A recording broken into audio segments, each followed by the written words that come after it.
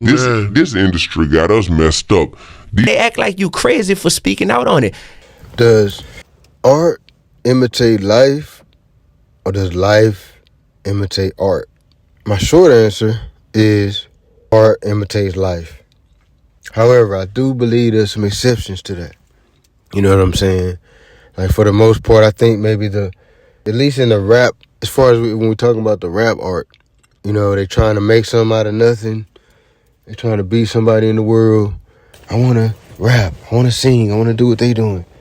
I want to be a thug. I seen my favorite rapper being a thug. I think that's a suburban kid standpoint, which can be a problem because there's a lot of suburban kids. You know what I'm saying?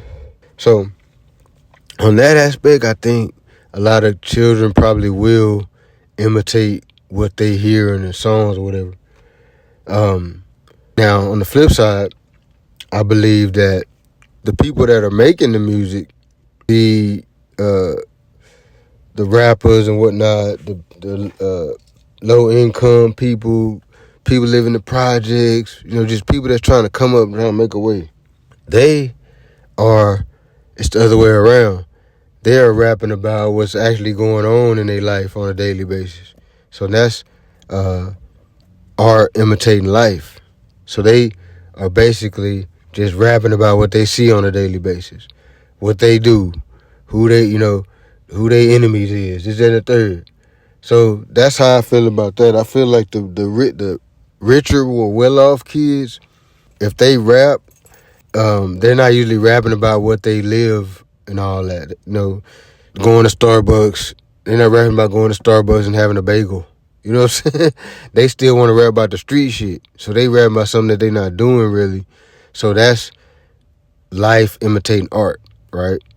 But like I said, the less well-off child or whatever is rapping about what they do on a daily basis, what they see on a daily basis, what they homeboy and them doing on a daily basis. So that's art imitating life, right? And this conversation comes on the heels of the D1 thing. D1 got on a platform. I forgot whose platform it was. I think it was Sway. If I'm not mistaken, I think it was Sway. Got on the platform and pretty much said he was calling out the Rick Ross, Meek Mills, Jim Jones. He said they names, but he really was just calling out all the rappers who rap nothing but like gangster type music, right? I'm gonna get to the D1 Jim Jones thing here in a second. But here's how I feel about the whole music, you know, and the kids is in the third. Well, here's a couple things. One, the music that we're referring to is music that is made for adults. So that's for starters. That music is made by adults for adults. So it's not even for the kids. So if your kids is listening to that, that's a parental issue. That means you're not being a good parent. And just because all the other kids listen to it, all the other kids do it, that's still not a reason for you to allow your kids to do it. So that's, to me, the whole music is fucking up the kids and the third. Because even if that is an issue with the music, making kids do this, making kids do that, it's still up to the parents to not allow them to listen to that type of music. You see what I'm saying? So it falls back on the parents, not the rapper or the artist or whatever. Okay. Now, with that being said, let me address this D1 thing, right? Because I don't even agree with D1. I'm on the opposing side of his point, but I'm on his side with the issue. Him and Jim Jones and this, that, and the third. And here's why. Because whether I agree with D1 or not, let's say I don't agree with nothing that he's talking about, he still has the right to say it. People could say whatever the fuck they want to say. Jim Jones jumped out his body and got on a worldwide stage and kind of threatened D1 and said, you know, my cousin might want to smack you or some shit. Or something he said. My cousin may want to smack a braid out your hair or something. He said something along them lines or something like that. Here's where I had a problem with that. I don't like bullies.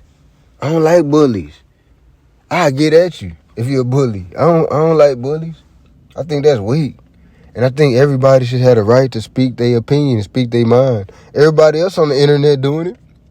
So he mad at D1 for speaking his mind. He basically said, it's like he mad at D1 for speaking it, for saying he shouldn't be able to speak his mind, but he telling D1 to not speak his mind.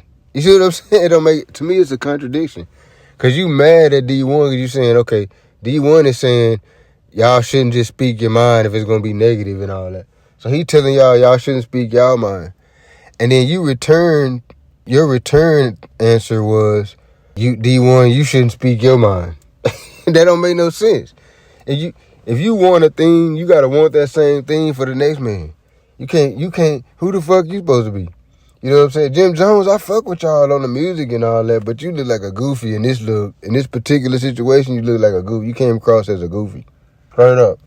And then, on top of that, you want to throw your cousin under the bus. You know what I'm saying? How you know your cousin even want to catch a case behind this dumbass shit? Might lose that battle. Just because, this is another thing people got to understand. This is something that I realized. I'm just now realizing here in the last few years, really. I didn't even know this. I was naive to this. I didn't know that niggas really underestimate the nice guy like that. I thought that was just in movies, and I didn't know that was real life. You know, I guess because I was raised around the army so much and all that, the military and all that. And in the military, it be nice guys that have 280 confirmed kills. You know what I'm saying? So I never looked at a nice guy as a weakling. But the black community, the urban black community, they kind of look at a nice... I'm just now realizing this. I'm 40-some years old and I'm just now realizing this. They look at the people that's not... And it explains a lot. Explains a lot of shit that happened in the streets and all that. I think these niggas was taking me to be soft or something because I'm kind-hearted. I was in the military. I know motherfuckers with hundreds of bodies, but they was the most well-mannered, nice motherfucker you could meet. You see what I'm saying? So I was oblivious I'm oblivious to a lot of the shit that our urban black community be on, you know, because a lot of niggas thought it out just because I was in the streets, I was on the same goofy ghetto shit. Nah, I'm a bougie nigga. I was just in the streets because that's just where the shit led me. That's where the life took me. You know what I'm saying? I was trying to get money like everybody else. But I'm not no ghetto mentality motherfucker. So I don't look at being nice as a weakness. I look at not being nice as a weakness because this life is a game of chess. So if I'm playing chess, I don't want everybody to know my move. So if I could be the most violentest killer in the room. But if I'm being nice and mannerable, you wouldn't even know it. So that's how you play chess. You don't let people know your next move. So you niggas out here acting rude and hard and all that. Yeah, nigga, I'm thugging. You walk in the room, you acting like that. You done already lost the chess match because if some funk pop off, they gonna pop you first because they think you tough or you playing like you tough. So you can't always look at the nice guy as a weakling. The nice guy sometimes will knock your motherfucking top off. Straight up. So I never understood that, but now I get it. Even people like Jim Jones, and this is almost 50-year-old man, and he even still never learned the lesson that you can get your shit knocked off by a nice guy. So to me, I'm looking at this, and I'm like, damn, this guy, what as he is, he don't know that you could be nice, that a nice guy still can knock your motherfucking shit loose. He should know that. And I don't like the bully anyway. So let's say D1 wasn't the type of guy to knock his shit off, or wasn't this, or wasn't that. Or D1 that had no cousins. I'm sure D1 got some cousins too. Dude from New Orleans, I believe. If I'm not mistaken, dude from New Orleans. So you really think D1 being from New Orleans, he ain't got no hitters or cousins or gangsters, killers on his end that's willing to go to bat for him? You can't really believe that, my nigga. New Orleans is extremely territorial. Louisiana, period. They extremely territorial.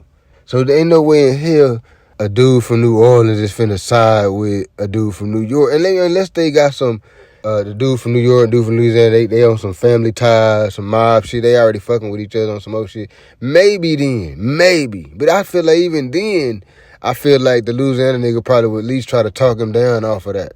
You know what I'm saying? Like, I feel like he would at least do that. I don't feel like a Louisiana nigga would side with Jim Jones over D1. I just don't feel like that would happen. You know what I'm saying? So I feel like Jim Jones should know that. I feel like how old he is, he claiming he was in the streets and all this and that. Here's the things about street cats. We have a keen nature to peep shit. We peep a lot of shit because that's how we survive in the street. We gotta be able to peep shit. I feel like Jim Jones ain't peeping he wasn't peeping the whole situation. He spoke soon like a broad. He almost turned broad almost. And I didn't respect that. That was really weak. You trying to bully dude and all that, and it probably ain't even gonna work. And then on the cool, Jim Jones was to get in the ring. Me personally, I put my money on D1. I think he'll mix Jim Jones' old ass up on some real shit. But no, I didn't like how that was handled. Jim Jones, that was extremely distasteful. You look like a child in the moment, and you really knocked down a whole bunch of your gangster points that I had in my mind for you. You pretty much knocked a lot of them off. You know, because now I kind of look at you more on the weenie side of things. You know what I'm saying? But, I mean, that probably means nothing to you, but I'm still going to make my video and say what the fuck I want to say. But to all the people in the world, man, don't try to bully the nice guy because you think that's going to turn out well for you because you think you tough and all that. You was raised in the hood and you lied about all this fake shit you did in the streets and all that. So you think you hard because of these lies you done put behind yourself. But I guess I'm from Texas too though. See, in Texas, we don't give a fuck about you being tough. We don't give a fuck about none of that. The nice guy in Texas will knock your motherfucking head off. Straight up. We have manners in the South. You know what I'm saying? We polite. Southern hospitality. It don't matter. We'll be polite to you and then shoot you in the head. That don't have nothing to do with a nigga getting at you. It's a nigga being nice. That's just how we was raised. We were raised to be mannerable and all that. If you ain't got no manners and you ain't nice, that just mean your parents was goofies. That's all that mean. That don't mean that you hard or nothing. That mean your parents didn't raise you right. They was supposed to raise you with manners. You know what I'm saying? Teach you how to talk to people and stuff. It don't matter if you're a gangster or whatever field of life you claim you in. You still, ain't nobody give a fuck about you being hard, so you got to be mannerable to somebody. You're going to be so super hard that you're going to put yourself in jail, and then now you got to be mannerable to some motherfuckers that hate you. It's best just to have manners and talk to people like you got sense. Don't try to bully nobody and all that. You'll live longer. That's a fact. It's Somebody Media. I'm out. And what's your plan, house nigga? I bet you don't even want to escape. All on Master Nut. Killer, listen, I got a little mission. Ain't nobody tripping if Zimmerman missing. Then what? We cut him in pieces, we feed him the fishes, them bitches want water, we grant them they wishes. Thanks.